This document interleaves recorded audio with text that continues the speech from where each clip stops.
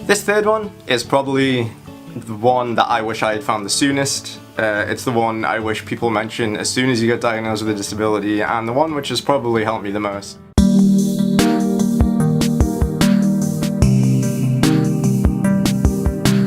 Hey guys, what's going on? Sam Bosworth here. Today we're going to be talking about how I stay positive with a disability. So let's get into it. Yes, that's right. Today we're going to be tackling a pretty difficult topic, I think.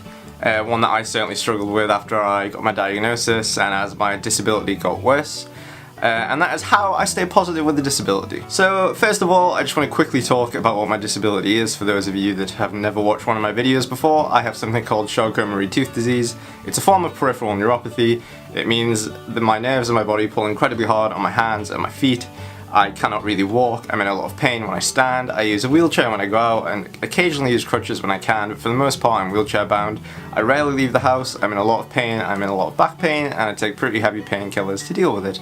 I'm not going to go into great depth as to what CMT is, but if you are interested I have a full video up in this corner which you can click on if you want to hear all about it from a few years back. So I'm going to talk about all the sort of different things that I personally do to stay positive and try and keep a good outlook on my life with disability.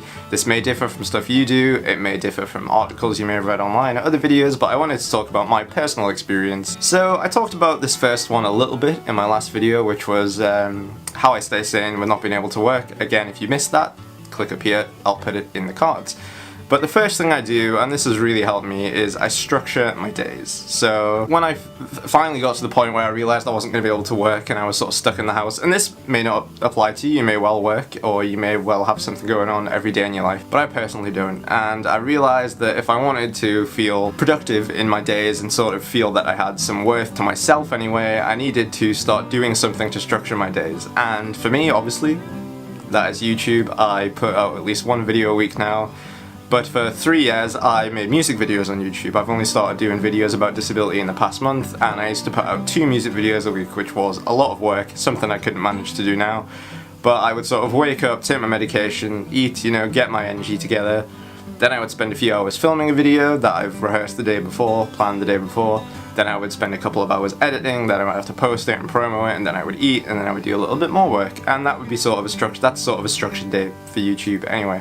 So I think structuring your day can be quite important, even if you don't have something like YouTube or something you would class as work. I think it's still a good idea, even if you only plan to sit and watch Netflix or do something like that. You can block in watching Netflix here, socializing perhaps with friends here, whatever you want to do. I think structuring can really help. It helps you sort of plan going forward. If you perhaps have a week where you have no plans whatsoever, and that is becoming a recurring theme, it can help to sort of block out and plan the sort of things you want to do in that week. So that's the first one, and I'm going to move on to the second one now, which for me is I always make sure to have self-care days. Now this might not be something you do, this might be something completely new to you. If you are perhaps a ruggish man, it might be something you don't like the sound of, a self-care day. But let me tell you, these are incredibly important. If you have a busy lifestyle, or even if you don't, if you do anything through the week that is going to wear you out, if you have chronic fatigue or any kind of chronic illness, chances are that eventually things are going to catch up to you and you're going to have days where you're just completely feeling beat up, you're tired, you're lethargic, you're nauseous, whatever. And it can be super important to just take a day for yourself and have a self-care day. What does that mean? Well, for me anyway, it means just a day pretty much spent entirely in bed because I'm not exerting any energy on my body, I'm just lying, in relative comfort with my medication and stuff. I'll sit and watch Netflix, I'll sit and play on my phone, I'll sit and play video games, whatever, but I'll just look after myself. I'll shower probably on a self-care day, although that is exhausting. It can be important if you sort of can only shower once a week. It can be good to incorporate that into your self-care day because then you can recover in bed afterwards if it's particularly tiring for you. You can look after yourself if you need a haircut or if you want to do your nails, if you're a girl, if you have a particularly sort of salon-esque self-care routine, makeup, that sort of stuff. It's different for everybody. Some people enjoy colouring in, it's relaxing, some people will take a day to listen to podcasts, whatever it is for you. I think a self-care day can be incredibly important. It can help you recover from a busy week or busy few days, whatever it is. So self-care, a really important step to staying positive and making sure you look after yourself. This third one is probably the one that I wish I had found the soonest. It's the one I wish people mention as soon as you get diagnosed with a disability, and the one which has probably helped me the most. and that is become part of the disabled, chronic illness, your specific disability community, whether that be on YouTube or Instagram or Reddit or Facebook or in a Discord, whatever. This has helped me the most. You may not realize it. You think you've been diagnosed with a disability, whether it's something rare or whether it's something common. Mine personally is 1 in 2,500. You think you're probably the only person, you're never going to meet anybody else with that specific disability or with chronic illness or anything. And I can tell you now that's wrong. Go onto Facebook right now and type in the name of your disability, and there's probably going to be some kind of page. For me, for example, here in the UK, I have CMT UK friends, and on that group there are hundreds of people, there are thousands of people with CMT, and you know, it's great to see people talk about their struggles, and they're struggling with things that I'm struggling about. They're having sort of achievements and meeting goals that I want to achieve with my disability.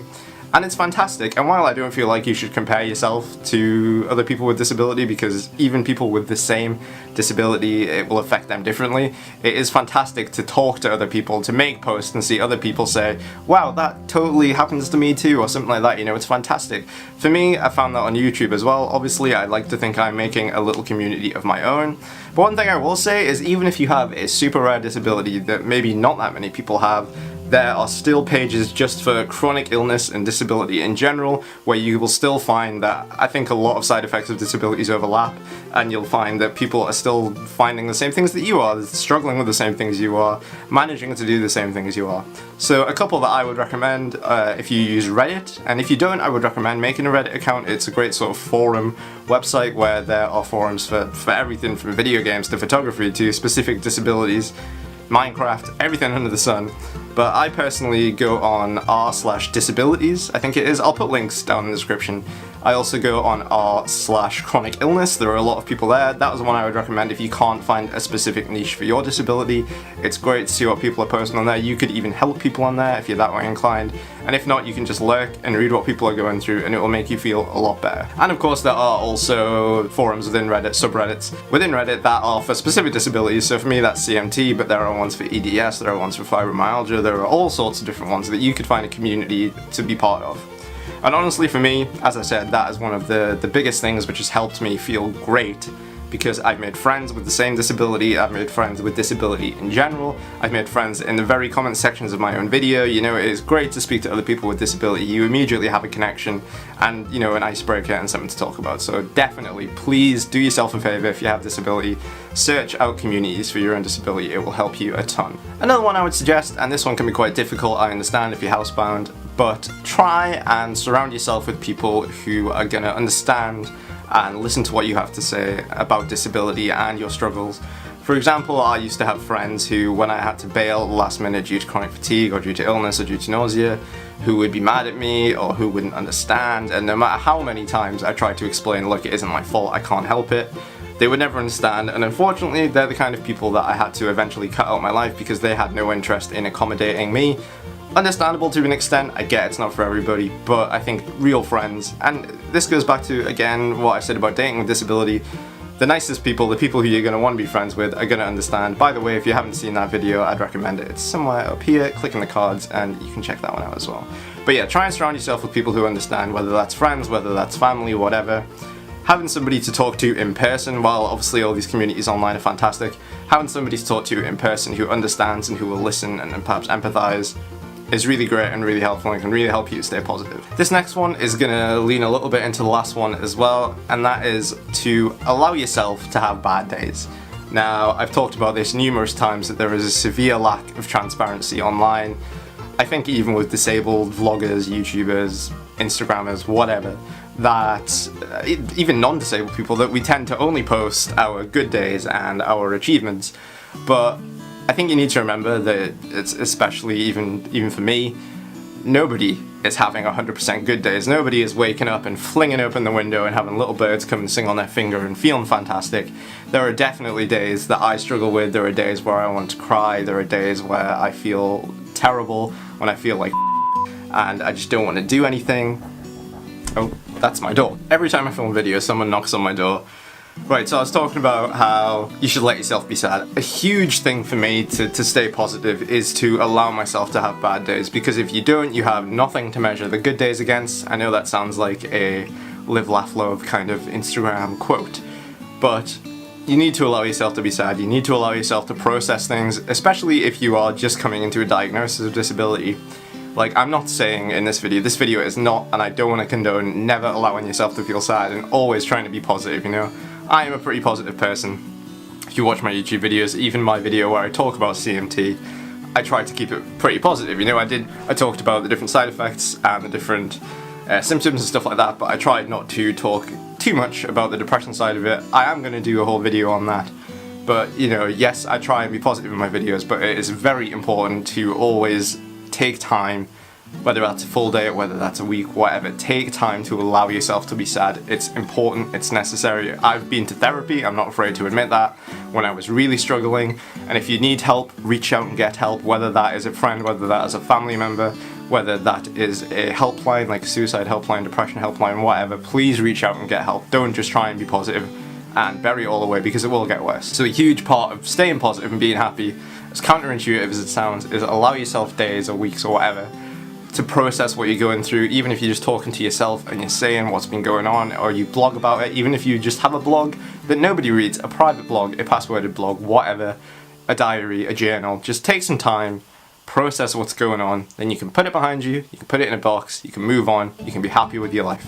Because even with disability, even if you've been diagnosed with severe disability, you've still got a life to live, there are still things to enjoy, so please, you know, be sad, deal with it, move on and be happy. So my next one is going to be to find hobbies to do. I imagine, you know, I think a lot of people on my channel do have a disability that they were born with and that perhaps has gotten worse, but I imagine a lot of people that watch these videos too have an acquired disability, whether it's through accident or anything else. You know, you may have had hobbies that you used to do when you were younger, perhaps when your disability wasn't so bad, or maybe you've always been disabled and your hobbies are based on what you can manage. But my whole point is that you should always be looking for new things to do. You know, I've been a musician since I was in 5th year of school. I can't remember how old that would have been, I don't know, 8, 9. I'm 27 now, so I've been playing guitar, singing for 20 years. I'm absolutely losing the ability to play guitar to the degree that I used to be able to. I can feel my hands slipping away. My CMT will affect my voice eventually. I'm not looking forward to that. But I've been searching out new hobbies, and honestly, when I talked about structuring my days, these hobbies are great. I would say there are 2 different types of hobbies you can have. One is this sort of entertainment-esque, which is Netflix, which is video games, which is reading, that kind of thing. Another is creative, which I do a lot of. Ones I would recommend to you, whether your hands, if you can do it, is painting or something where you physically create something, because this was a big one for me. I used to watch a lot of Bob Ross on Netflix, stuff like that, and I decided to have a go at painting. Not good at it at all, but I love it. And just creating something and being able to look back on a day and having something physical that I can hold, that I made, that I spent time doing, something that accounts for my time, was huge for me. Honestly, it was like something just clicked and I was like, holy fudgeronies, this is amazing, I want to do more of this. Lately I've started painting Warhammer figures. That won't be for everybody, you know, it's pretty nerdy, but I love doing it. You know, it's another creative sort of vessel that I like to do where I write songs. And while I'm talking about that, I'll shamelessly plug my song Anchored, which I wrote about dealing with disability. There'll be a link down in the description. It's on Spotify and iTunes if you want to listen to it. But you know, that kind of creative sort of urge that you get, I think is a good one. Follow it. Have hobbies. Obviously, everything I mentioned there might not be for you. You might not be into painting, you might not be into games, you might not be into reading, you might not be into Warhammer, whatever. There are hobbies out there for you. Get yourself on Pinterest. You can find great things to do, to be inspired by. I even started knitting a while back. I made this hat that I'm going to put a picture up of here. You know, I've tried loads of things, and even if it's a hobby you just are interested in for a month, it kills some time, it gives you something to do, and honestly, it's worth it. Try stuff you don't think you're going to like. Search on YouTube for new things. It will be worth it, it will fill your time, you might meet new friends through that. I've met friends in the art community, I met loads of friends in the music community. When I used to gig more often especially, I met loads of friends in that community. All of my closest friends are from the music community, really. So do yourself a favour, find a hobby, it will change your life. It's as silly as that sounds, it really will. It will give you something to do every day. It will give you something more to look at on the internet, something to research, something to learn, to get knowledge. If you didn't go to uni because of disability, if you had to drop out like I did because of disability, it's amazing to sit and learn about something you actually are interested and passionate about. So do yourself a favour, find a hobby you like, throw yourself into it. It'll be well worth it. So my last one, I think, is an important one. and that is to try and keep your expectations at a reasonable level. Now, saying that to you, maybe it sounds obvious, maybe it's something you never even thought of, but you need to do it. You need to keep your expectations at a reasonable level. You know, there are people with disability, and I was absolutely one of these people who will not call themselves disabled. They won't acknowledge what they've been diagnosed with if they've been diagnosed. They will say they're still able-bodied, etc., etc. Now, I'm not saying that is a bad thing necessarily. I think there are a lot of, you know, there is a place for saying you're handy capable or whatever, something like that, you know, that you aren't disabled and you want to go out and do anything and it's not going to change your life, etc., etc. But you need to take time, you need to face reality, as much as it sucks that you have a disability. It's hard to hear, it's hard to deal with. I certainly went a few years, 2 or 3 years in deep depression, trying to say that I wasn't disabled. But the day I accepted it, the day I reached out to the communities, the day I reached out to doctors to try and take physio and stuff like that, is the day my life really began. Because I had, for me, you know, I've had CMT since I was born, but it started to get worse when I hit 13, and then it started to get really bad when I hit 23, 24, and now, you know, I'm in a wheelchair. So for me, I've had 3 kind of big eye-opening realities, and I think the day you accept it, that you are disabled, is the day you'll get more done. Because if you're trying to do things you can't, if you're pushing yourself past the limits, it might feel empowering at first, but the reality is you're going to spend weeks recovering from whatever that thing is that's pushed you past your limits. And there's nothing wrong with having limits, you know. Able-bodied people have limits, and if they don't think they do, they should have. They need to have limits. You'll hurt yourself, you could make your disability worse, you could really injure yourself. You could injure yourself to the point where you can't recover from that. It's not worth it. You need to have expectations. And this goes in what I was saying earlier about not comparing yourself to other people, whether they are disabled or not, because I think that, for me, certainly, because I would look at a lot of able-bodied people doing things and I'd think, well, I should still be able to do that. I can't see how my disability would affect me to do this or that. And the reality was that it does. And I was trying to compare myself to other people, and I'd try and do things like they did, and I'd hurt myself, or I'd push myself too far. My recovery would be weeks or months. It's not worth it. So, you know, keep your expectations at a fair level and try not to compare yourself to other people, whether they're disabled or not, whether they have the exact same disability as you or not. It doesn't mean that the way their disability affects them is going to be the same way the disability affects you. So try not to keep your expectations too high. You know, push yourself. I'm not saying not to push yourself, but just try not to go too far over your limit, because you really could hurt yourself and it will just bring you down even further instead of picking you up like you thought it would. Anyway, I think that's about it. I hope you've enjoyed this video. I've talked about how I stay positive with my disability. I've given you all the ways that I deal with it. I would absolutely love to hear the ways you deal with it, so do drop that down in the comments. Feel free to drop it on any of my social media pages, Instagram, Facebook, Twitter. They're all in the description as well as in the end card, so I would love to hear. One thing I will say though is, again, please allow yourself to feel sad. That is an important thing. But at the same time, reach out and get help. If you are struggling, you know, my comment section's down there. My inbox on Facebook, Twitter, and Instagram are there. If you're really struggling, please reach out to depression hotlines, to suicide hotlines. There's no shame in it whatsoever. Reach out to a therapist. I was in therapy for a good year and a bit, and it really helped me. So, you know, I'm saying to stay positive, but I'm absolutely not saying to just stick being positive over your depression like a band-aid. It won't work. Allow yourself to feel sad, get help where you need it, but at the same time, come out the other end and love yourself, be who you want to be, do the things you want to do, and enjoy your life. I hope you've enjoyed this video. If you have, don't forget to hit like down below. It will really help more people see this video and hopefully help more people stay positive with their disability.